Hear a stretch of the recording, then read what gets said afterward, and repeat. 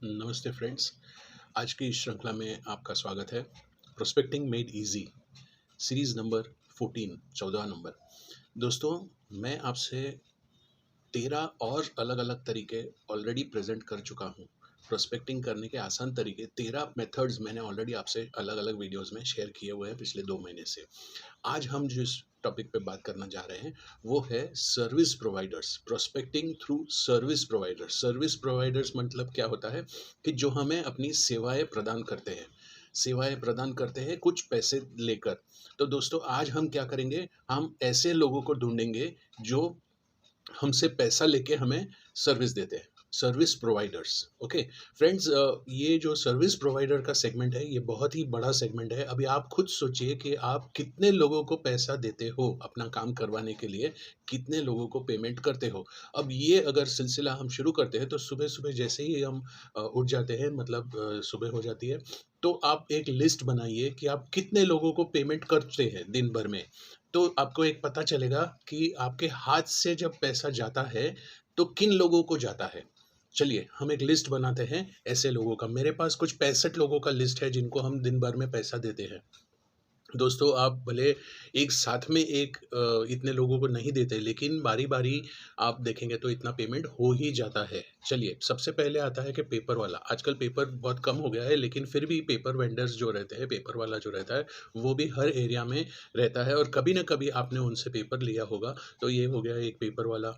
उसके साथ में क्या होता है कि सुबह दूध वाला आता है। दोस्तों, इनको आप छोटा मत समझिए। हमारा दूध वाला जो है, उसके पास 350 भैंसें हैं। तो दोस्तों, ये बहुत बड़े सेगमेंट है।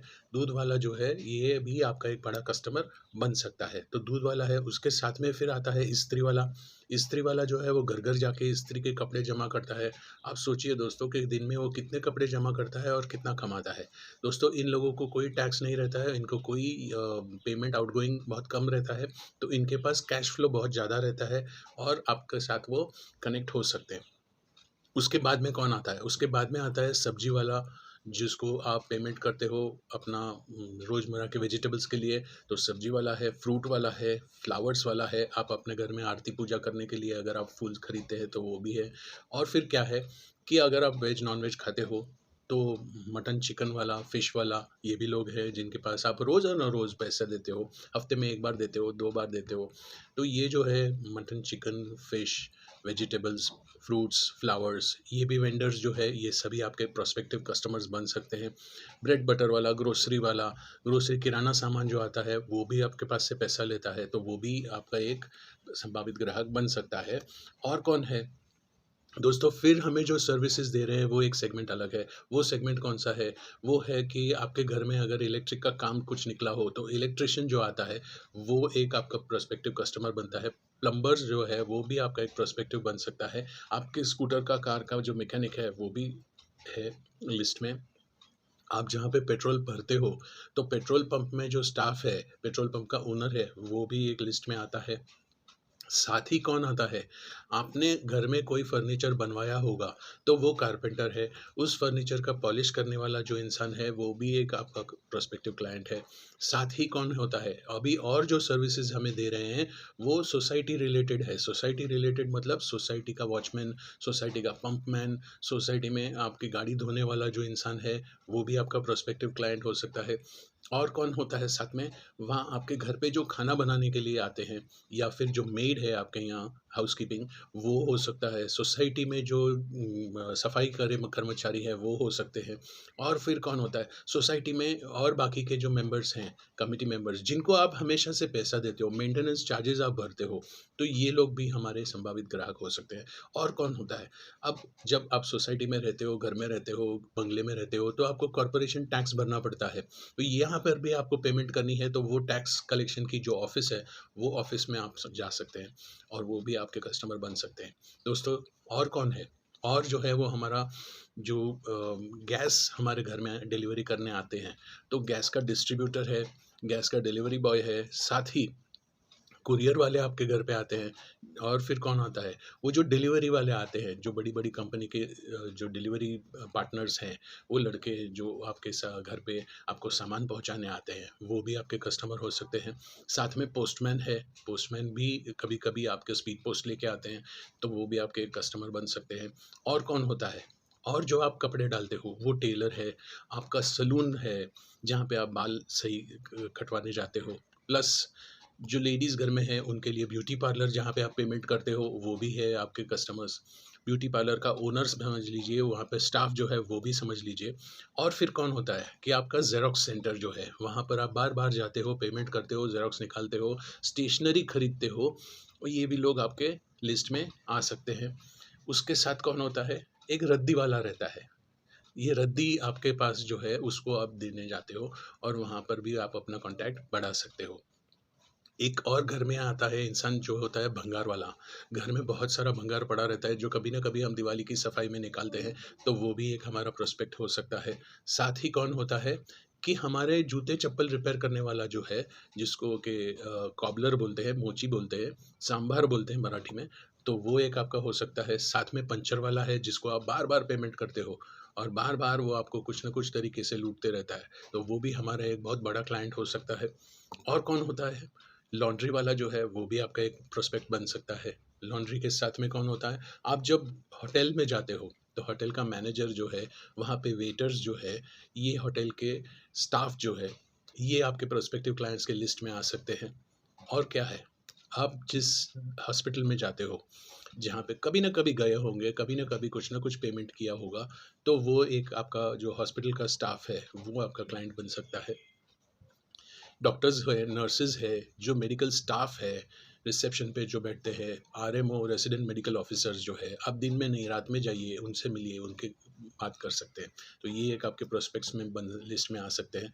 और फिर क्या है, और है कि आप जिस टैक्सी को हायर करते हो, या फिर आपके बच्चों को स्कूल भेजने के लिए जो आप गाड़ी में इस्तेमाल के लिए पेमेंट करते हो, वो आपकी लिस्ट में आ सकते हैं।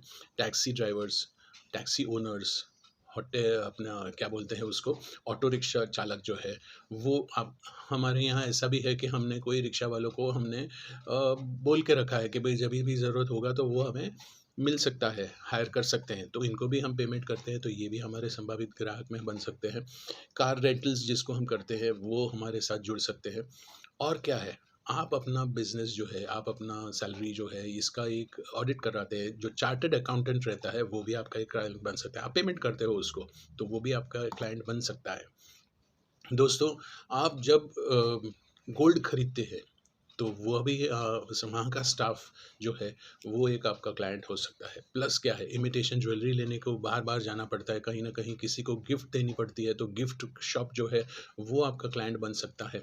टॉयज़ हमको खरीदने पड़ते हैं बच्चों के बर्थडेज़ के लिए गिफ्ट देने के लिए, तो वो एक टॉय शॉप भी आपका एक प्रोस्पेक्टिव क्लाइंट बन सकता है। कुछ लोगों के घर में केबल लगा हुआ है, तो जो केबल के सर्विसिंग करने आते हैं, जो कलेक्शन करने को आते हैं, वो रहते हैं हमारे लिस्ट में, केबल ऑपरेटर जिसको बोलते हैं। और फिर क्या है, लैंडलाइन जो है हमारे यहाँ, तो लैंडलाइन का भी देख रेख के लिए जो लाइनमैन है, टेलीफोन एक्सचेंज है, यहाँ पर से भी आपको प्रोस्पेक्टिव क्लाइंट्स मिल सकते हैं। दोस्तों, इसके साथ एक और चीज़ जुड़ती है, वो है फैब्रिकेशन। फैब्रिकेशन मतलब क्या है, आपने घर में कुछ जालियाँ बनवाई होंगी, कुछ डबल डोर बनवाया होगा, सेफ्टी डोर बनवाया होगा, या फिर फैब्रिकेशन का कोई भी काम किया होगा, तो वो फैब्रिकेटर जो है वो भी आपका एक प्रोस्पेक्टिव क्लाइंट बन सकता है। दोस्तों, छोटे से छोटी बात ऐसी है कि अब तक आप सबको पेमेंट करते आ रहे थे। अभी आपको क्या करना है, उनसे पेमेंट लेना है। लेना है मतलब आपको उन्हें पॉलिसी देकर उनके पास से अपना दिया हुआ पैसा जो है वो वसूल करना है। दोस्तों, इसको दूसरा शब्द हम बोलते हैं वसूली। तो दोस्तों, वसूली करना आपका काम है। आपका वसूली करने का आइडिया जो है ये बहुत ही स्ट्रॉन्ग होना चाहिए कि मैं दूध वाले को पैसा देता हूँ, आज से मैं मेरे घर में दूध फ्री आएगा। फ्री कैसे होगा, वो मुझसे पॉलिसी लेगा, प्रीमियम भरेगा, मुझे अपना घर का दूध फ्री हो जाएगा। भाजी वाले को मैं रोज़ भाजी के लिए पैसे देता हूँ, अब वो प्रीमियम भरेगा और मेरी भाजी फ्री हो जाएगी। दोस्तों, अपने घर में आने वाली हर चीज़ को आपको फ्री करना है। जैसे आपका ये मेंटालिटी, ये सोच बनेगी, तो आप धीरे-धीरे ऐसे लोगों को आइडेंटिफ़ाई करेंगे जिनको आप हमेशा से पैसा देते आ रहे हो और जिसको आप पैसा देने के बाद आज से आप उनके पास से पैसा लोगे। ये जो आइडिया, ये जो दिमाग में आप फिट कर लेते हो, तो मैं श्योर से गारंटी से बोल सकता हूँ कि आपके घर में हर चीज़ जब फ्री हो जाएगी, तो अगले 20, 15, 20 साल के लिए आपको कोई टेंशन नहीं होगी और आपका रिटायरमेंट जो है वो बहुत ही स्ट्रॉन्ग और बहुत ही पावरफुल बन सकता है। दोस्तों, हमें इस आइडिया के ऊपर काम करना है और आगे बढ़ना है। दोस्तों, आज के लिए मैं इतना ही आपसे रिक्वेस्ट करूँगा कि आपने मेरे जो अगले 13 एपिसोड्स हैं, जिनमें अलग-अलग स्टाइल से मैंने आपसे बात किया है प्रोस्पेक्टिंग के ऊपर, उसका बेनिफिट लीजिए। उससे इन 13 वीडियोज़ को आप आज का मिला के 14 वीडियोज़ को आप शेयर कीजिए। ज़्यादा से ज़्यादा लोगों को इसका बेनिफिट मिलना चाहिए। मेरा नंबर नीचे दिया हुआ है 9850429955। यहाँ पर आप मुझे कॉन्टैक्ट कर सकते हैं। मेरे वीडियो और मेरे चैनल का नाम है चलो घर से निकलो। बहुत ही आसान नाम है और यही हमारा एक मोटो है कि हम हमारा घर छोड़ के कस्टमर के घर पे जाएँ और अपना बिज़नेस बढ़ाएँ। दोस्तों, like, share, comment and subscribe. कोई भी जानकारी आपको इस 13-14 वीडियोज़ के ऊपर चाहिए, आप मुझे फ़ोन कर सकते हैं, मुझसे कनेक्ट कर सकते हैं। दोस्तों, आज के लिए इतना ही, फिर मिलेंगे, जल्द मिलेंगे अगले एपिसोड में, तब तक के लिए बाय।